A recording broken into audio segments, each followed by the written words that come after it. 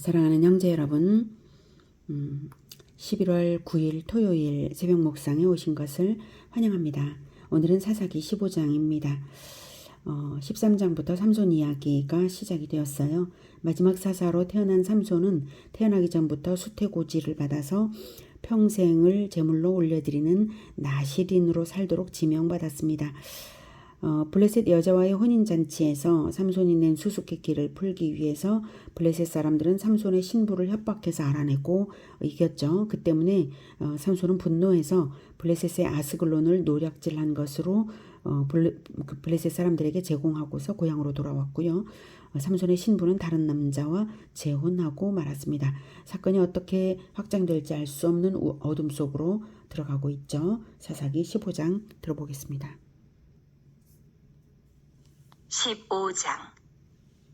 얼마 후 밀거둘 때에 삼손이 염소 새끼를 가지고 그의 아내에게로 찾아가서 이르되 내가 방에 들어가 내 아내를 보고자 하노라 하니 장인이 들어오지 못하게 하고 이르되 네가 그를 심히 미워하는 줄 알고 그를 내 친구에게 주었노라. 그의 동생이 그보다 더 아름답지 아니하냐. 청하노니 너는 그를 대신하여 동생을 아내로 맞이하라. 하니 삼손이 그들에게 이르되 이번은 내가 블레셋 사람들을 해할지라도 그들에게 대하여 내게 허물이 없을 것이니라. 하고 삼손이 가서 여우 300마리를 붙들어서 그 꼬리와 꼬리를 메고 회를 가지고 그 두 꼬리 사이에 한 회를 달고 회에 불을 붙이고 그것을 블레셋 사람들의 곡식밭으로 몰아들여서 곡식단과 아직 배지 아니한 곡식과 포도원과 감람나무들을 사른지라. 염소 새끼를 가지고 간 것은 일종의 결혼 지참금 같은 것이죠. 지난번 혼인잔치에서 생겨난 갈등은 있었지만 삼손은 신랑으로서 정당한 권리가 있는 자로서 정식적인 혼인관계를 완결하고자 한 것입니다. 아직 신부가 다른 남자와 재혼한 것은 알지 못했었고요. 그런데 이미 가보니 아내는 빼앗겨 있었어요. 그래서 삼손은 그 일에 대한 보복을 여우 300마리를 이용하여서 블레셋 사람들의 곡식밭에 방화하여서 보복을 합니다. 여우 300마리를 잡을 수 있었다는 것이 대단하죠. 삼손은 육신의 힘과 수와는 대단한 사람입니다. 근데 그건 그렇다 쳐도 개인적인 문제를 민족적으로 확대하는 게 맞냐 이렇게 생각될 수 있겠는데요. 블레셋 신부의 가족과 그 혼인과 혼인의 증인이 되는 그 친족들과 그 블레셋 사람들이 자기의 혼인에 대해 가지고 보호해주지 않았다 이런 의미죠. 혼인 풍속이 타락했으므로 블레셋에 문제가 있어서 민족적인 보복을 할지라도 삼손 자신은 정당하다라고 하는 것이 삼손의 생각입니다. 블레셋 민족이 그러하므로 민족의 총체적인 악으로 인해 벌어진 일이라서 그런 것이다 이런 것이죠. 제가 삼손의 그 입장이 옳다라고 하는 것이 아니라 삼손의 입장을 설명해 드리는 것입니다. 그러니까 행한 대로 갚아준다라고 하는 그것이 이제 성경에는 이제 구약 성경에는 이에는 이 눈에는 눈 이런 원리가 있다라는 것이 일반적으로 알려져 있는데요. 그러면 그것이 삼손의 생각이 이제 옳으냐라고 할 때 온전치는 못합니다. 왜냐하면 이에는 이 눈에는 눈이라고 하는 그것은 판결의 근거로서 하나님께서 주신 것이고 행한 대로 갚아준다라고 할 때 그것은 판결, 율법에 따라 정당한 판결을 받았을 때에 상대방이 나에게 행한 그대로까지만이라는 그 한계를 그어준 거예요. 눈을 눈을 상했으면 상대방의 눈을 쳐줄 수 있다, 칠 수 있다. 이렇게 한계를 그은 거죠. 이에는 이 눈에는 눈은 일을 하나 이제 부러뜨림을 당했는데 이도 치고 눈도 쳐서는 안 된다 이런 의미겠죠. 그게 바로 이에는 이 눈에는 눈 원칙입니다. 그리고 사람들은 자기가 당한 것보다 훨씬 더 크게 보복해 주려는 마음들이 있기 때문에 그것을 제어하기 위한 그러한 율법의 원리를 심판 원리를 주신 것이고 심판을 통해서 반드시 그렇게 되는 것이지 개인적인 보복을 허락하신 것도 아닙니다. 개인적인 보복을 허락하신 것은 아니에요. 근데 지금 삼손은 지금 개인적으로 일을 벌이고 있고요. 이제 자기가 이제 당한 것에 이제 더욱 여러 사람들에게 피해가 되도록 블레셋 전체에 피해가 되도록 이렇게 추수할 들판을 이제 태웠던 것입니다. 자, 계속해서 듣겠습니다. 블레셋 사람들이 이르되 누가 이 일을 행하였느냐? 하니 사람들이 대답하되 딥낫 사람의 사위 삼손이니 장인이 삼손의 아내를 빼앗아 그의 친구에게 준 까닭이라. 하였더라. 블레셋 사람들이 올라가서 그 여인과 그의 아버지를 불사르니라. 삼손이 그들에게 이르되 너희가 이같이 행하였은즉 내가 너희에게 원수를 갚고야 말리라. 하고 블레셋 사람들의 정강이와 넓적다리를 크게 쳐서 죽이고 내려가서 에단 바위 틈에 머물렀더라. 이에 블레셋 사람들이 올라와 유다의 진을 치고 레히에 가득한지라. 네, 이제 보복이 꼬리를 무는 그런 이제 악순환이 계속되고 있네요. 삼손이 이렇게 이제 추수할 들판을 태우자 블레셋 사람들은 그 책임을 물어서 삼손의 장인과 재혼한 아내를 불태워 죽이는 일로 보복을 했고, 삼손은 다시 블레셋 사람들을 죽이고 에단 바위 틈에 숨었고요. 급기야 블레셋이 전격적으로 이스라엘에 진격해 들어와서 유다 지파의 레히에 진을 친 것입니다. 수수께끼로부터 시작된 일이 일파만파가 이제 되고 있어요. 10절부터 듣겠습니다. 유다 사람들이 이르되 너희가 어찌하여 올라와서 우리를 치느냐? 그들이 대답하되 우리가 올라온 것은 삼손을 결박하여 그가 우리에게 행한 대로 그에게 행하려 함이로라. 하는지라. 유다 사람 3,000명이 에단 바위 틈에 내려가서 삼손에게 이르되 너는 블레셋 사람이 우리를 다스리는 줄을 알지 못하느냐? 내가 어찌하여 우리에게 이같이 행하였느냐? 하니 삼손이 그들에게 이르되 그들이 내게 행한 대로 나도 그들에게 행하였노라. 하니라. 그들이 삼손에게 이르되 우리가 너를 결박하여 블레셋 사람의 손에 넘겨주려고 내려왔노라. 하니 삼손이 그들에게 이르되 너희가 나를 치지 아니하겠다고 내게 맹세하라. 하매 그들이 삼손에게 말하여 이르되 아니라 우리가 다만 너를 단단히 결박하여 그들의 손에 넘겨줄 뿐이요 우리가 결단코 너를 죽이지 아니하리라. 하고 새 밧줄 둘로 결박하고 바위 틈에서 그를 끌어내니라. 네, 동족인 유다 백성들이 블레셋의 삼손을 체포해서 이제 넘기려고 체포했어요. 그들은 지난 40년 동안 블레셋의 지배를 받은 것에 원통한 마음보다도 당장의 자기의 안위만 중요했던 거예요. 삼손의 생명이 어떻게 되든 상관없고, 그리고 오히려 삼손에게 원망을 했죠. 너는 블레셋 사람이 우리를 다스리는 줄을 알지 못하느냐? 네가 어찌하여 우리에게 이같이 행하였느냐? 해요. 이것은 바로 네가 우리에게 행한 블레셋에게 행한 잘못이 우리에게 행한 잘못이다. 이런 의미로 블레셋에게 행한 대로 우리가 너를 이제 너에게 되돌려주겠다. 이런 근거를 또 마련하고 있는 거죠. 말하는 게. 계속해서 행한 대로 갚아주겠다라고 하는 식으로 모두가 그렇게 하고 있는데 율법의 원리, 하나님의 율법이 없는 그러한 상태에서 어떤 보복의 근거들을 조금이라도 가지면 상대방에게 해악을 행할 수 있다라고 하는 그런 아주 야만적이고 아주 낮은 차원의 그러한 것들만 모두에게 있는 거죠. 삼손은 동족인 유다 사람들을 쳐서는 안 되겠기에 즉 자기의 원칙대로 내게 행한 대로 나도 그들에게 행하였다고 하면서 유다 사람을 치게 되지 않도록 직접 자기를 치지만 말아달라라고 합니다. 그래서 유다 사람들에게 체포를 당해주고 있는 것입니다. 이렇게 이제 세상이 율법이 완전히 없어져서 그 어느 누구도 올바른 심판자가 될 수도 없고 이렇게 되어 있는 상황이기 때문에 그리고 유다 사람들이 동족의식도 이렇게 없어졌다라고 하는 이런 상황이기 때문에 삼손 개인의 힘이 필요했고 삼손 개인에 의해서 이렇게 이제 이스라엘을 구원하도록 하나님께서 삼손에게 육신의 힘을 주셨다라고 하는 게 이해가 되는 그러한 부분입니다. 자, 그래서 이제 14절부터 듣겠습니다. 삼손이 레히의 이름에 블레셋 사람들이 그에게로 마주 나가며 소리 지를 때 여호와의 영이 삼손에게 갑자기 임하심에 그의 팔 위의 밧줄이 불탄 삼과 같이 그의 결박되었던 손에서 떨어진지라.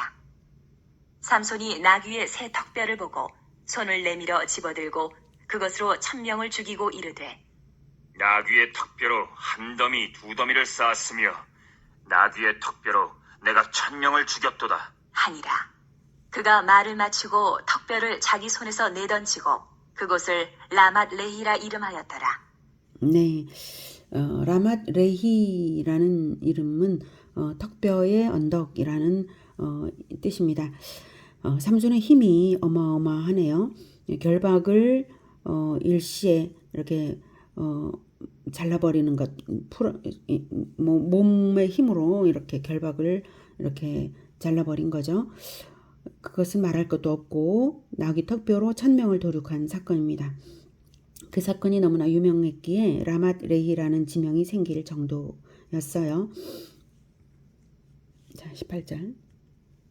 삼손이 심히 목이 말라 여호와께 부르짖어 이르되 주께서 종의 손을 통하여 이 큰 구원을 베푸셨사오나 내가 이제 목말라 죽어서 할례받지 못한 자들의 손에 떨어지겠나이다. 하니 하나님이 레히에서 한 우묵한 곳을 터뜨리시니 거기서 물이 솟아나오는지라. 삼손이 그것을 마시고 정신이 회복되어 소생하니 그러므로 그 샘 이름을 엔하꼬레라 불렀으며 그 샘이 오늘까지 레히에 있더라. 블레셋 사람의 때에 삼손이 이스라엘의 사사로 20년 동안 지냈더라. 네. 전투에서 10만 갈증으로 생명의 위기에 처한 삼손의 간구를 들으시고 하나님이 샘을 터뜨려서 살리십니다. 엔낙고레는 부르짖는 자의 우물 또는 부르심받은 자의 샘이라는 뜻입니다. 삼손 이야기의 특성은 매우 개인주의적인 이기주의적인 사회 풍토가 되어 있다는 배경이라는 것입니다. 이스라엘의 공동체 의식이 완전히 무너져 있는 것을 봅니다. 그동안 그 앞선 사사들의 시대 11명의 사사가 쭉 이어져 오는 동안 그래도 공동체적으로 이스라엘 공동체를 구원하기 위해서 들고 일어나는 그런 일들이 있었잖아요. 물론 이스라엘 12지파 전체가 일어난 적은 없지만 직접적으로 이제 그 외적의 침입으로 인해서 그 곤경을 겪고 있는 몇몇 지파들은 늘 단결을 하곤 했었는데 이번에는 그런 것조차 없었다라고 하는 거죠. 아주 이기주의적이고 개인주의적이었다. 그래서 공동체 의식이 완전히 무너져 있었기에 삼손 개인의 힘, 그 괴력이 필요했었고 그래서 하나님께서 삼손에게 괴력을 주시고 지금 사용하시는 것입니다. 이스라엘을 구원하기 위하여서. 삼손이 그렇게 해서 이제 그런 모든 과정이 지극히 개인적인 복수의 악순환 가운데 일어날 수밖에 없었던 이제 바탕을 봤고요. 그래서 삼손이 선택하는 개인적 삶을 하나님께서 사용하셔서 이스라엘을 구원하시는 것. 이것은 이제 하나님의 정말 하나님의 지혜이고 하나님의 은혜인 것입니다. 그런데 과거에 더 뛰어났던 사사들처럼 하면 되지 않냐.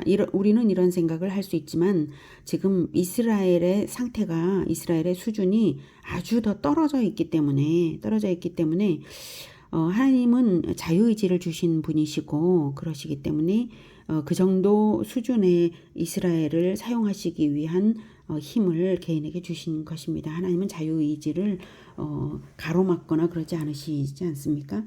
그래서 이스라엘이 자유의지를 사용해서 계속해서 하나님의 율법을 배우고 또 지혜를 계속해서 배웠다면 훨씬 더 그 사사의 수준도 그리고 또 백성들의 수준도 높아 있었겠죠. 그러면 또 다른 방법으로 하나님께서 이제 구원을 하셨을 텐데 지금 이스라엘의 수준이 아주 떨어져 있다. 이것을 알 수가 있다는 것입니다. 유다 사람들이 이기적이고 비겁한 마음으로 삼손을 체포해서 넘기는 것을 보니 이제 다 알 수 있는 것이고, 자, 이스라엘은 자기를 구원하고자 하는 회개도 없고 간구도 없고 언약도 하나님을 찾음도 없고 오직 이기주의밖에 없습니다. 자기들을 구원하는 사사까지도 자기들 손으로 체포해서 원수들에게 넘겨주는 그런 모습이 정말 말문이 막힐 지경이죠. 그나마 민족을 사랑하는 마음이 오직 삼손 한 사람에게만 남아 있어요. 오직 사사 한 사람만이 소망일 뿐인 그런 상태입니다. 첫 사사부터 마지막 사사까지의 과정을 살필 때에 점점 수준이 떨어지고 있음이 나타납니다. 이것은 자연인의 상태가 죄에 감염된 상태로서 시간이 흐를수록 악해져 갈 뿐이다. 그래서 하나님의 은혜로운 개입이 없는 한 스스로는 구원의 여망이 없다라고 하는 것을 여실히 보여주는 과정입니다. 어떻게 이스라엘이 이렇게 되어버렸는가? 놀라운 마음으로 이제 돌이켜 볼 때 우리는 모세 때와 여호수아 때의 것을 잃어버렸다라는 것을 알 수 있죠. 모세가 율법을 거듭 가르쳤던 그것을 이어가는 사람이 없었습니다. 모세는 율법을 주었고 그다음 모세오경을 쓰고 가르쳤죠. 모세의 신명기는 자기의 죽음을 앞두고 율법을 복습하고 강조하며 가르친 것입니다. 그리고 모든 부모들에게 매일 자녀들에게 성경을 가르치도록 명했고요. 말씀 순종에 구원과 축복이 있고 말씀을 떠나면 멸망이고 저주라는 사실을 분명히 선언했습니다. 그런데 그것을 이스라엘은 완전히 잃어버린 것입니다. 언약 백성의 첫째 되는 도리를 잃어버린 것이에요. 언약의 말씀을 잃고서도 언약 백성일 수는 없는 것이기에 사사시대 350년의 악순환이 있는 것인데 시시때 때 사사를 세우셔서 이스라엘을 구원하시는 것은 전적으로 하나님의 은혜인 것이지 이스라엘의 공로라고 말할 수가 없습니다. 여호수아 때는 언약의 땅을 정복하는 사명 수행의 때였죠. 하나님께서는 놀라운 은혜로 인도하셨고 이스라엘은 가나안 땅을 차지했지만 그 정복은 만족된 사명 완수는 아니었어요. 전쟁의 완수를 포기하고 자기 만족에 빠지면서부터 이스라엘은 언약을 잊어버리기 시작한 것입니다. 가나안 전쟁을 우리에게 적용한다면 복음화 전쟁이라고 말할 수 있겠죠. 그래서 이스라엘은 복음화도 완수하지 않았고 그리고 제자화도 잃어버렸다라고 하는 것입니다. 우리는 어떻습니까? 복음화를 계속하고 있습니까? 그리고 제자화를 하고 있습니까? 모세는 여호수아를 후계자로 세웠으나 여호수아는 후계자를 세우지 않았고요. 모세는 율법을 거듭 가르쳤으나 여호수아는 가르친 것이 없습니다. 이후 사사들은 때를 따라서 하나님께서 개입하셔서 세우신 사사인 것이지 가르침의 대를 잇는 사사들은 아니죠. 제자와의 대가 한 번 끊기자 그것이 복구되지 않고 350년을 흐르는 것입니다. 이스라엘이 잘 될 때에 자기 만족에 빠지지 않고 언약에 충성스러운 제자화를 했다면 이 지경이 되지는 않았을 것입니다. 우리가 기억하고 명심해야 할 것이 무엇입니까?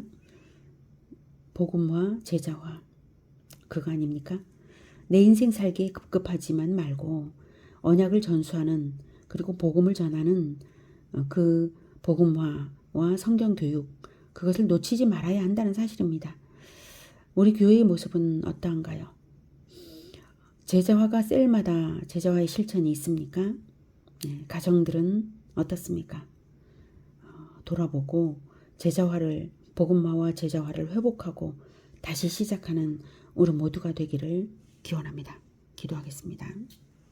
하나님, 우리가 복음화의 사명 수행에 온전치 못함을 용서해 주시옵소서.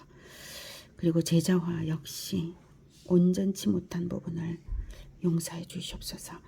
그러나 연약한 우리들을 다시 하나님께서 이렇게 세워주셔서 복음화와 제자화의 깃발을 들고 다시 일어날 수 있도록 주님 도와주시기를 원합니다. 포기하지 않겠습니다.